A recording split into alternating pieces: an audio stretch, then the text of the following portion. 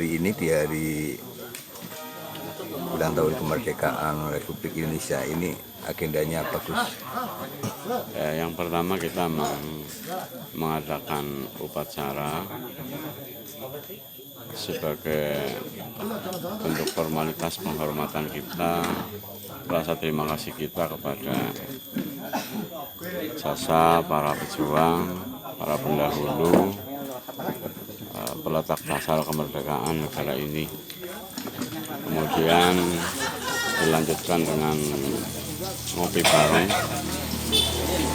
sebagai wujud atau sarana untuk kita bersilaturahim antar Banser di jajaran Koryon Ayah.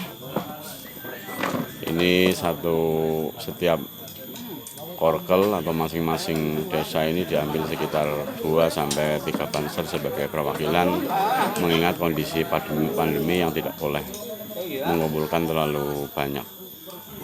Karena kalau dikumpulkan semua ya 200 lebih, ini tidak begitu etis di masa pandemi ini, sehingga untuk satu korkelnya itu cuma diambil 2-3 perwakilan Banser, seperti itu. Ini dari tingkat kecamatan ya? Iya, dari tingkat kecamatan. Terus temanya apa, Gus? Temanya ya dengan peringatan kemerdekaan ini, mari kita kembali kepada jati diri bangsa. Mari kita lebih bisa menghargai, lebih bisa berterima kasih kepada para pejuang, dan kita usahakan kita bisa mewarisi semangat, keikhlasan, kemudian nilai-nilai luhur yang telah diajarkan oleh para pendahulu. Iya, sedikit hubungan antara Banser NU dengan kemerdekaan, sedikit, Gus. Ya, Banser ini kan sebenarnya justru lahir lebih dulu daripada lahir sebelum Indonesia itu merdeka, karena Banser ini adalah organisasi yang terbentuk sebenarnya juga dari laskar-laskar perjuangan kemerdekaan Indonesia yang jauh sebelum Indonesia merdeka. Para ulama ini telah mendidik, menggembleng santri-santrinya untuk menjadi pasukan-pasukan dalam rangka mengusir, melawan para penjajah.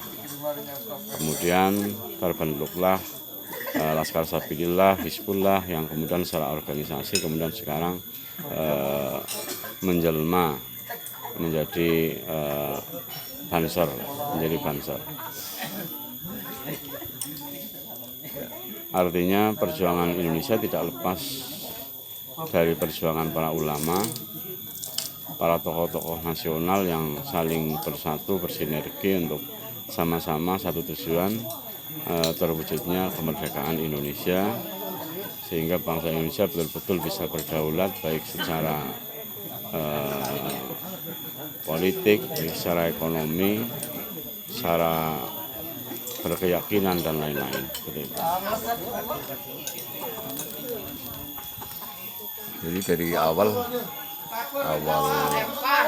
kemerdekaan sudah ikut ya di dalam misi kemerdekaan ya? Iya, itu sebuah sejarah yang tidak bisa terbantahkan atau tidak ternafikan, karena hampir dari seluruh pejuang-pejuang kemerdekaan itu mereka lah rata-rata adalah laskar-laskar yang digerakkan oleh para ulama atau para kiai kalau istilahnya di Jawa.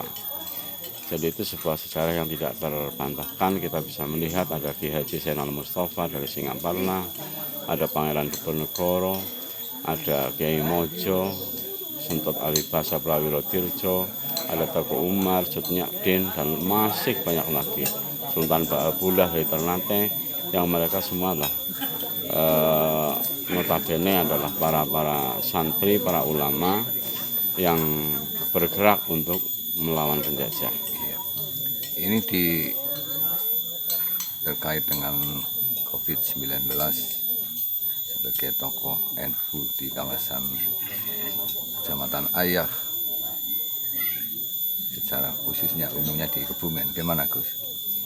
Ya, kita tetap harus taat kepada anjuran-anjuran pemerintah, tapi di sisi lain kita juga harus tetap menjaga nilai-nilai luhur warisan para pendahulu. Artinya saling bersilaturahim dengan metodologi yang baru harus tetap kita jaga, menjaga persatuan harus tetap kita jaga, kegiatan-kegiatan yang biasa kita lakukan, kegiatan di masyarakat juga harus kita tetap laksanakan walaupun dengan cara memenuhi prokes dari pemerintah. Artinya satu sisi kita harus tetap mensukseskan anjuran pemerintah dalam rangka mengurangi COVID, tapi di sisi lain jangan sampai gara-gara COVID kemudian kita kehilangan tradisi kita, tradisi silaturahim kita, nilai-nilai baik kita dengan sesama, itu jangan sampai hilang. Artinya dengan situasi pandemi ini kita bisa mencari jalan lain, terobosan lain, metodologi lain untuk tetap menjaga